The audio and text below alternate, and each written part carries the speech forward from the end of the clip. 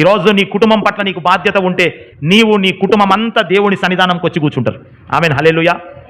నీ కుటుంబం పట్ల నీకు బాధ్యత లేదు. నా భార్య ఎక్కడికైనా పోని, నా భర్త ఎక్కడికైనా పోని, నా పిల్లలు ఎక్కడికైనా పోని అనే స్థితిగతుల మధ్యలో ఉంటూ ఉన్నావు. ఏం చేస్తాను సార్, వాళ్ళు పిలిచినప్పుడు రారు కదా. ఇప్పుడు ఉదాహరణకు ఒక మాట చెప్తా. ఓ ఫంక్షన్ ఉందనుకోండి, నీ సొంతము నీ తమ్ముడు మీ అక్క వాళ్ళ ఇంట్లో ఫంక్షన్ ఉందనుకోండి, నీ భార్య రాదు, నీ భర్త రాను అని మారం చేస్తున్నాడు అనుకోండి, మీరు ఏం చేస్తారు? ఎందుకు రావు?